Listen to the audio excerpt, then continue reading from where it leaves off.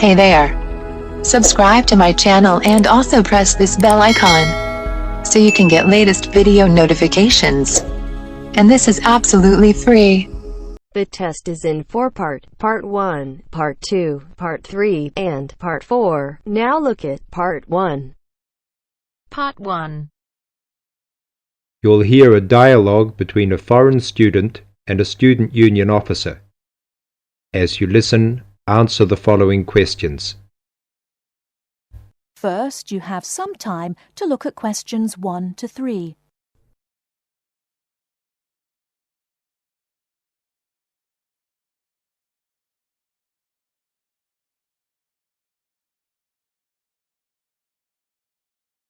Now we shall begin. You should answer the questions as you listen, because you will not hear the recording a second time. Listen carefully and answer questions 1 to 3.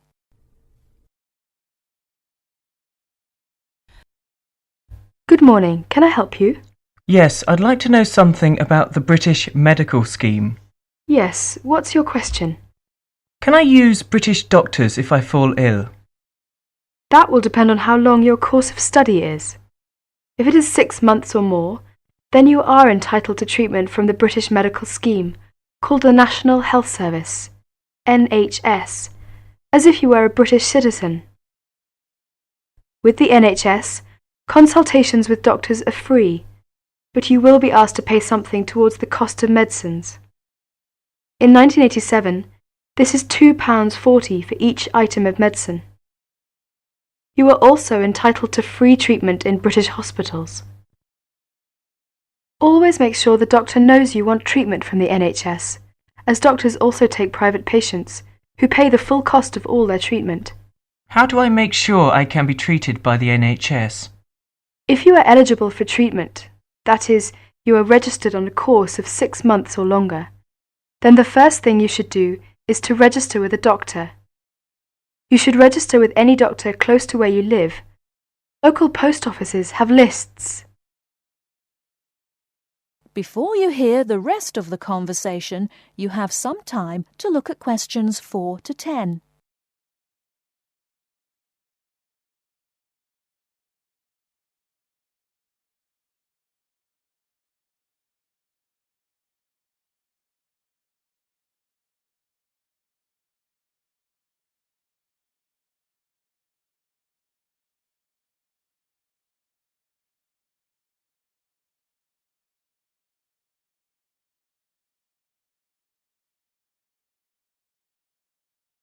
Now listen and answer questions 4 to 10. All you need to do is visit the doctor or the doctor's receptionist during consulting hours and ask to be included on the doctor's list of patients. If the doctor decides to accept you, you will then be sent a medical card by post, which will carry your National Health Service number.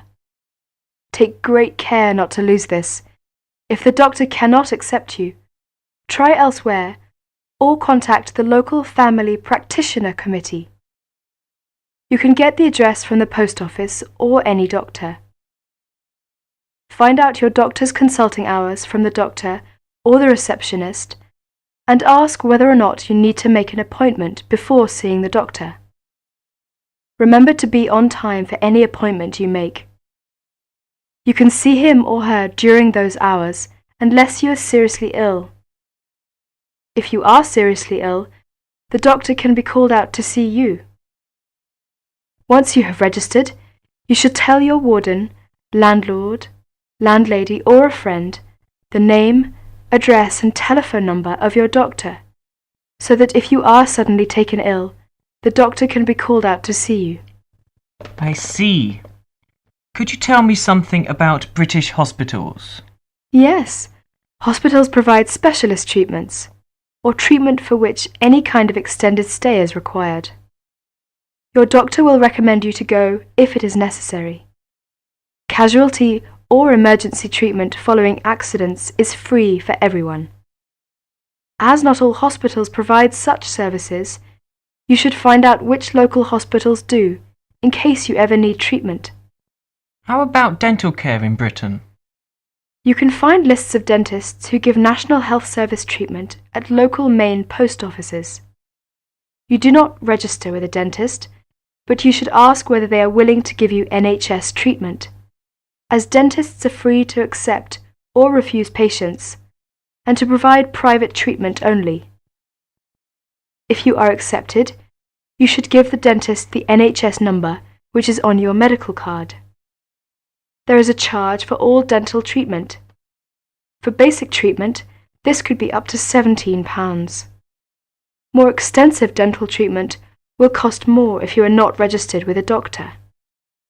You will have to pay the full cost of dental treatment as a private patient. You will have to make an appointment to see your dentist and should give notice if you are unable to attend an appointment, or you will be charged for loss of time. You should try to have your teeth checked at least once per year by the dentist.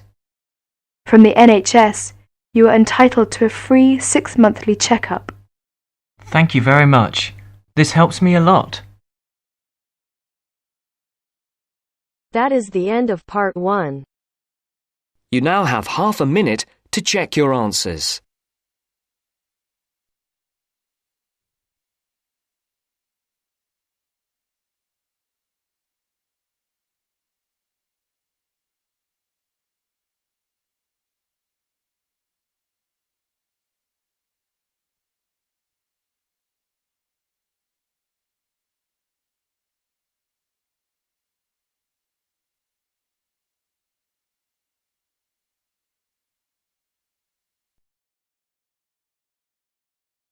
Now turns to part 2. Part 2. You are going to listen to two students talking about a presentation on time management. First, you have some time to look at questions 11 to 15.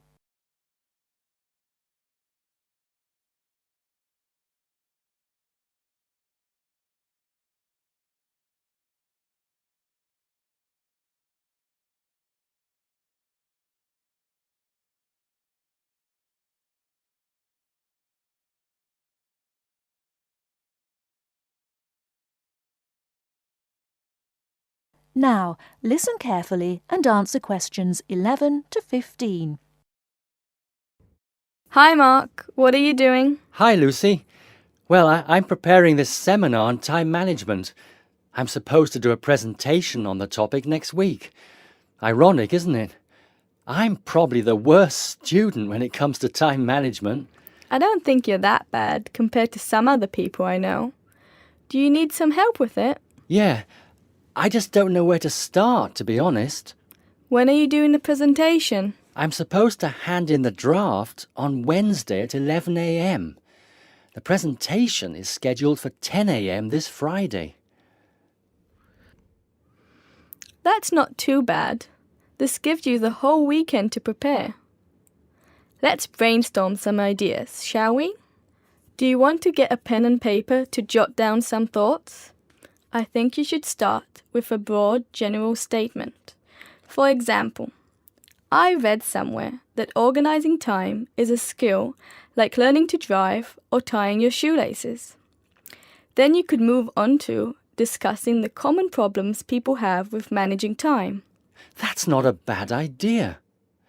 One of the common problems is putting things off. Yeah, you could also mention some common signs of this symptom, such as last-minute holiday shopping, putting off visits to the doctors or the dentist. Another problem is relying too much on your memory and not writing things down. Do you mean not keeping a diary or a planner to plan the tasks? That's right. For example, writing down what I need to do in a diary or planner helps me remember what I need to do and makes me more focused on the tasks for the day. Good idea. Before you hear the rest of the talk, you have some time to look at questions 16 to 20.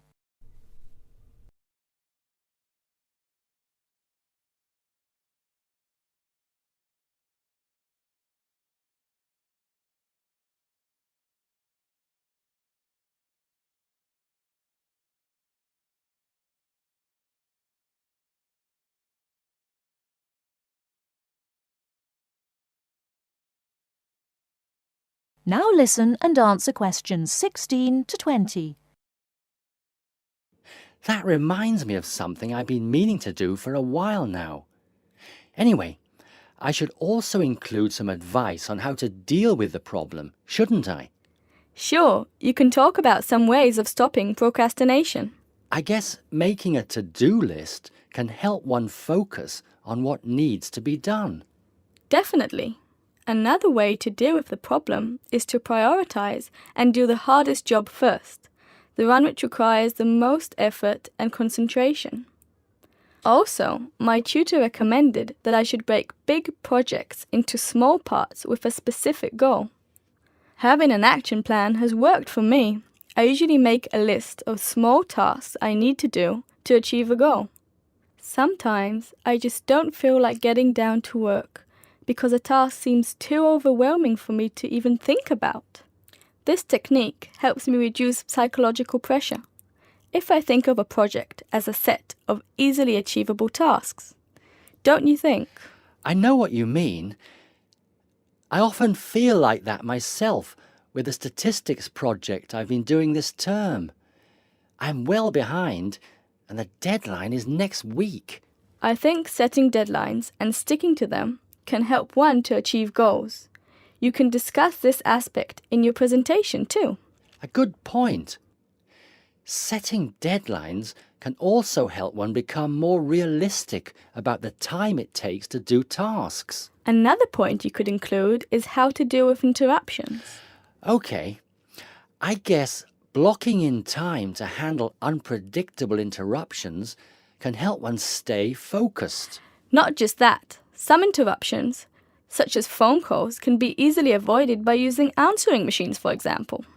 Saying no, which is one of the most useful words in English, is also very effective.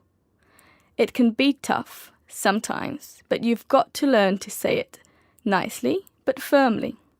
I think you've got enough ideas here to start with. Definitely. Thanks a lot for your help. I just need to type the ideas up and I think I'm all set.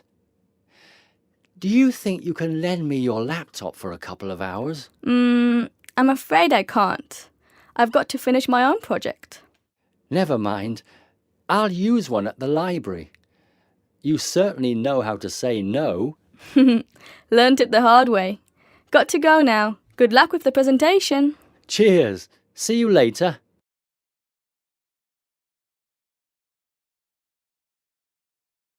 That is the end of part 2.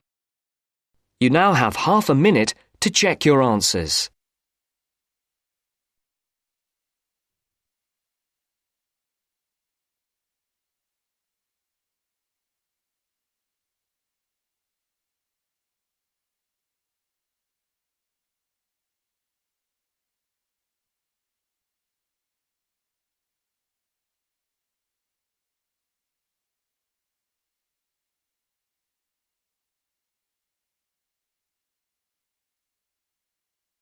Now turns to part 3. Part 3. You are going to hear a conversation between a student and a driving instructor. First, you have some time to look at questions 21 to 24.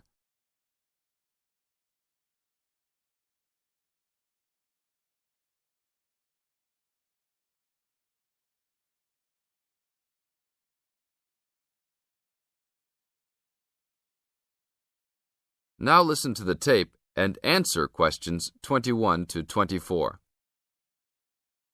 Hello, I'm going to be your driving instructor today. Are you ready to begin? Hi, hope you don't mind. It's my first time driving a car. Of course not. That's my job. I teach people like you how to become a safe and responsible driver. So let's begin. Remember, the most important rule of driving: safety first. There are some steps to follow. First, you should put on your seatbelt. You should always remember to do that. In case of an accident or emergency, having a seatbelt on is of utmost importance. Okay, I have my seatbelt on. Now what should I do? Start the car. Good. Now make sure that the steering wheel is in the proper position and that your seat is not too far or not too close to the pedals. I'm all ready to go. Should I shift into first gear? Don't forget to put the parking brake down. You don't want to drive with that up. Oh yeah, I almost forgot. If I have the parking brake on, I won't be able to accelerate. Yes, that's right. Now put the car in reverse and slowly back out of the parking space. Good. Put the car in first gear. When should I shift? Is it better to shift slowly or quickly? You can shift whenever you feel is appropriate. This means shifting should occur smoothly. Do not shift too slowly or you will stall. Shifting too fast will waste gas. Shifting is simple. Just remember to shift smoothly. To shift, you will have to push the clutch and then push the gas pedal. Now look at questions 25 to 30.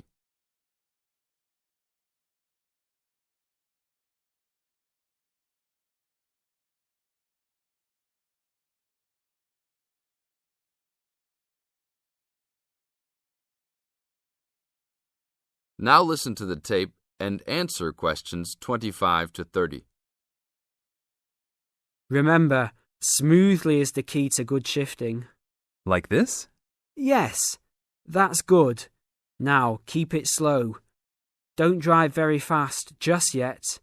Be sure to constantly check your mirrors for oncoming traffic. Always be aware of everything that is around you, including 3 important things. Remember these 3: people crossing the streets, other cars, and bicycles riding next to you. What should I do if I see a yellow light? Well, it's always better to brake instead of trying to run it. But if you're travelling at a speed where it's impossible to stop in time, then you should try to make it across the intersection. But remember, you should always try to stop. It's the safest way to avoid an accident. Even if I have to brake very suddenly? Yes, even if you have to brake suddenly. What about if a driver behind me is going a lot faster than I am? You should always be ready to move to a slower lane if a driver behind you is forcing you to go faster than you are comfortable with. Never try to speed up to accommodate a faster driver. You could risk an accident or a speeding ticket. It's better to let him go. That sounds like good advice. Be careful. There is a sharp turn up ahead. Remember to brake before turns. Otherwise, you might flip over if your speed is too high going into a turn. Got it. I know that I should always try to observe all traffic safety. That's right. If safety is not your first priority, it will make driving very dangerous for you and other drivers on the road. Okay, park the car here. You did a great job today for your first day. I'll see you in 3 days. Thanks so much. I will see you then. That is the end of part 3. You now have half a minute to check your answers.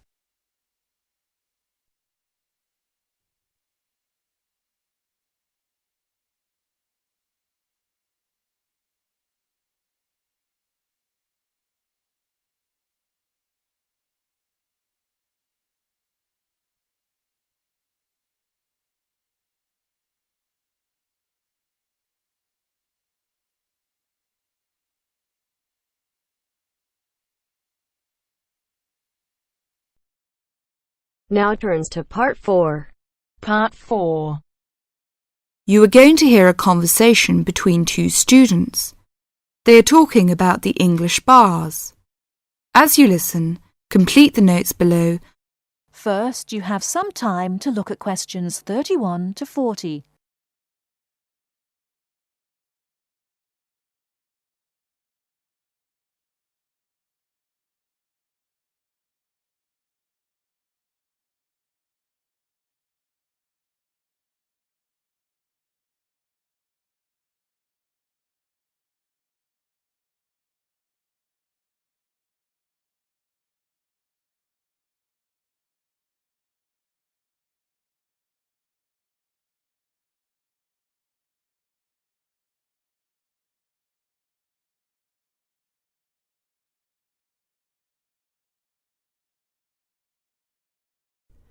Now listen carefully and answer questions 31 to 40.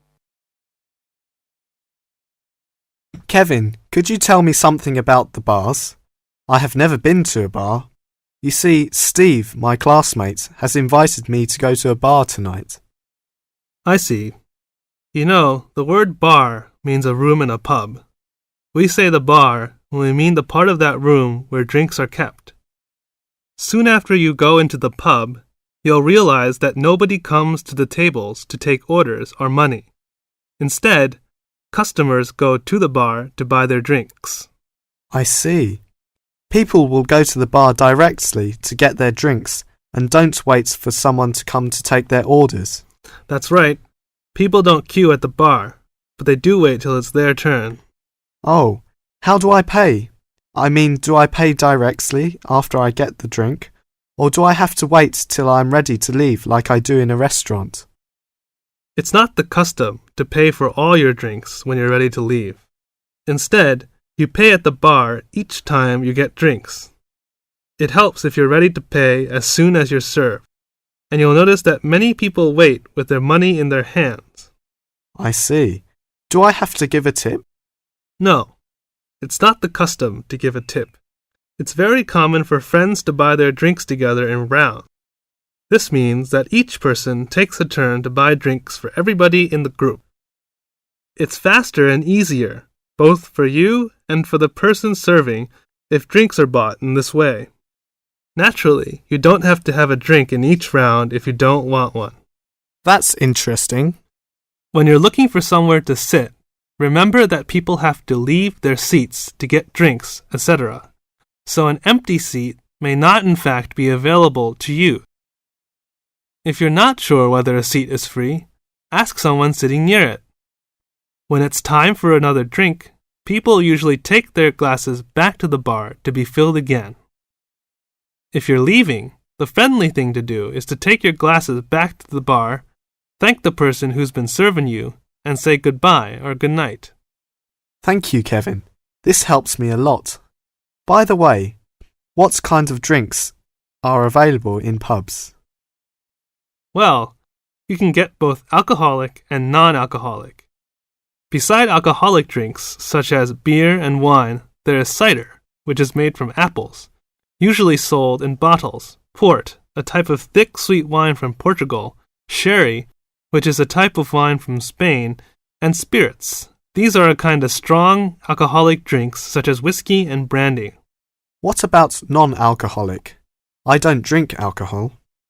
Well, they offer all kinds of fruit juices, such as orange and tomato. These drinks are usually sold in small bottles. And soft drinks, we often call sweet drinks, like Coke and Fanta. They are normally sold in small bottles or cans. And lemonade, which is a clear and sweet drink made with carbonated water. They also serve cordials. What are cordials? Cordials are strong and sweet drinks tasting of fruit, such as lime cordial, black currant cordial. They are often added to other drinks or drunk with water. I don't like sweet drinks. Are there any other non-alcoholic drinks? Yes, mineral water, but it's not available in all pubs. Kevin, one more question. What is VAT? I saw this on most goods in Britain. Well, VAT stands for Value Added Tax. The price shown on most goods in Britain includes a tax of 15%. If you use the retail export scheme, this tax can be returned to you if you take the goods with you when you leave Britain. You may have to spend a certain sum of money before you qualify for the scheme, and you'll have to show your passport. Ask in the shop if they operate the retail export scheme. If they do, the shop assistant will explain how you can get the tax back and fill in a form with you. VAT is also charged on hotel, restaurant bills, theater, cinema tickets, and car hire. Are these refundable? No, it's not refundable in these cases. Thank you very much. I really learned a lot.